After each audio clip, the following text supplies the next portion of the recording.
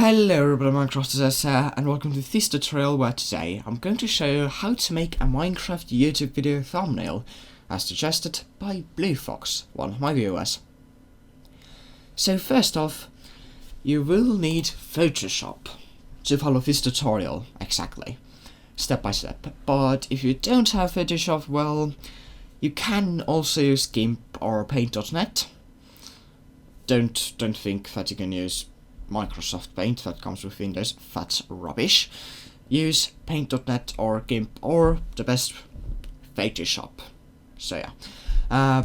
But now to the tutorial. So first off, file, new. You can name it, for example I'll put thumbnail tutorial, and the width has to be 1280 and the height 720 pixels. Not anything else. And make sure that the color mode is RGB color. Then press OK. Now, select the first tool, and if you don't have these rulers, press Ctrl R. And now, with the first tool, drag from the left ruler into the middle, and it should snap at 640 pixels as shown on this thumbnail. Not thumbnail, sorry, on this tooltip. And let go. So this cyan line should appear in the middle. This is for use of guidelines, so yeah.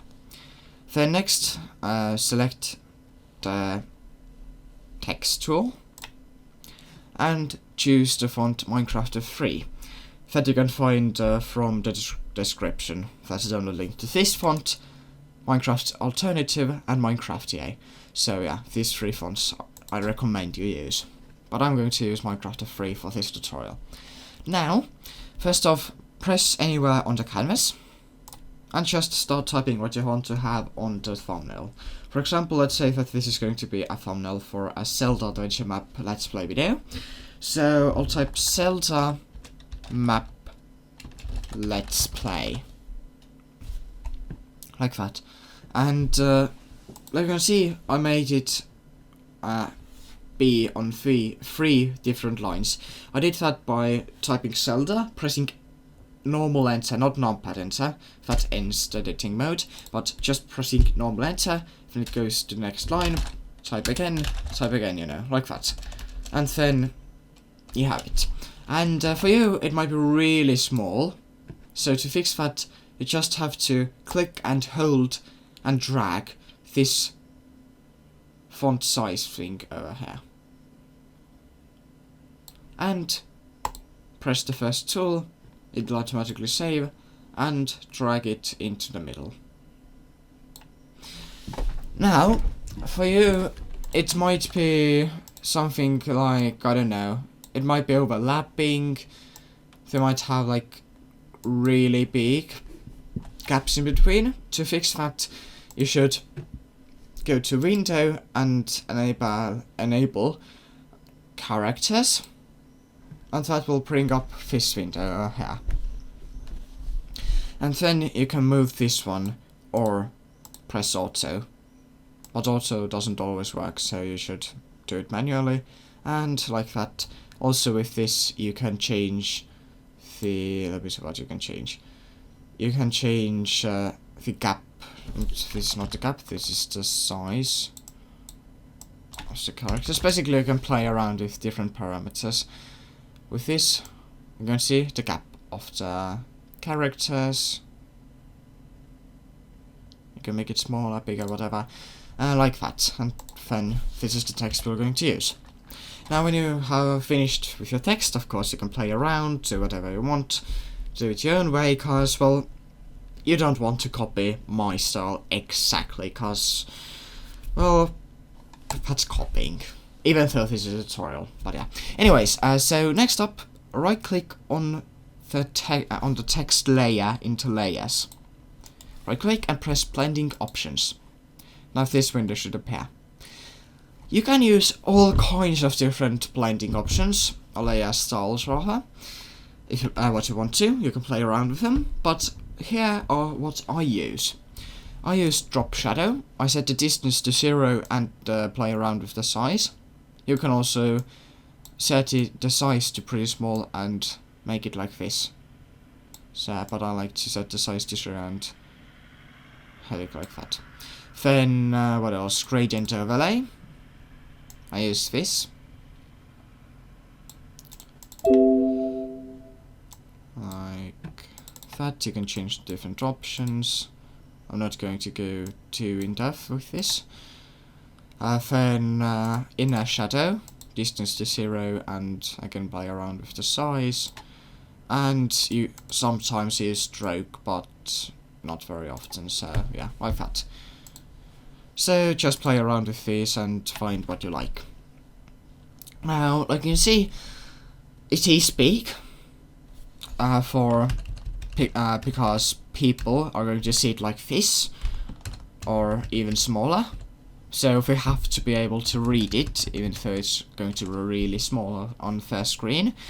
So yeah, especially for mobile users, so yeah. And like you can see, it's pretty cool text, but the background is just white and it's boring, let's face it. So to change the background, you should make a screenshot or find one online of Minecraft, or the topic you're making a video of. And it should be, again, 1280 by 720, but if it isn't, you can resize it. So it should be a PNG file you have downloaded, and or if you have made a screenshot in Minecraft, just find your screenshots folder and it is PNG by default. So yeah, just open it in Photoshop by double clicking or right clicking and pressing open with and Photoshop.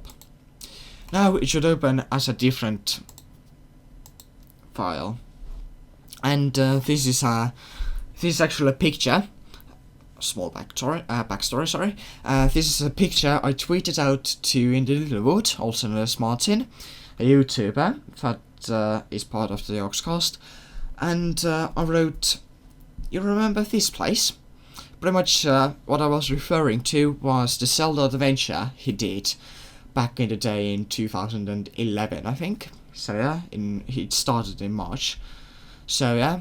And he replied saying, "I sure do," and it got like 50 favorites, sorry, not likes, and such. So that was pretty cool. That's why I'm using this one. Yeah, sorry, I'm not trying to brag. Anyways, so basically, this is the thumbnail background, and what you have to do is first double click on the layer and press enter. Then filter, blur, and just field blur, and change, I like to use 7, so it's blurred just a bit, like that. Next off, press Ctrl A with this tool, the second tool, and press Ctrl C to copy it. Now go to this one and press Ctrl V, and you should get this one, and you should get the background image. But like you can see, for you it might be smaller than the canvas size, or it might be bigger, as in this case. So press Ctrl T and then use the magnifying glass. Sorry, before pressing Ctrl T, use the magnifying glass to see how big it is, so you could see the whole thing. And then holding Shift, make it smaller or bigger so it would fit the canvas size exactly, or it would be a bit bigger. So yeah, like that. And then with the magnifying glass you can again zoom in or zoom out depending on, so you could see the thing perfectly. Now next up, like you can see, the text's gone. What's actually happening is we pasted the picture on top of the text, so you have to move it below it, like that. And this is pretty much the whole thumbnail as I use them, but the last small detail you can add is again right click and go to blending options, this time on the picture, and you can add an inner shadow, distance 0. Like you can see the borders get like darker. That's for effect. And yeah, this is the whole thumbnail.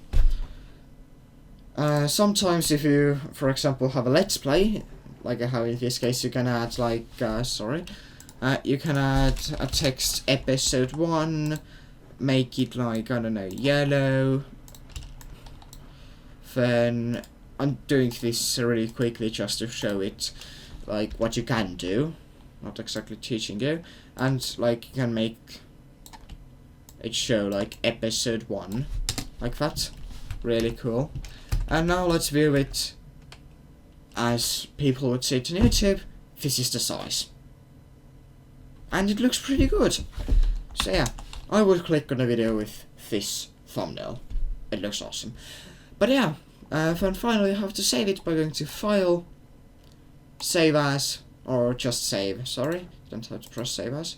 Save, go to wherever, for example I'll save it on the desktop, and then make sure that the format is set to PNG. Not the Photoshop one, that being PSD, but PNG. Like the one, like the screenshot one. And save it. And press OK on this menu. Then it will save it. That'll take about, I don't know, a few seconds depending on your computer speed. And yeah, that's it. You're done with the best with your best thumbnail ever. No, it's not the best.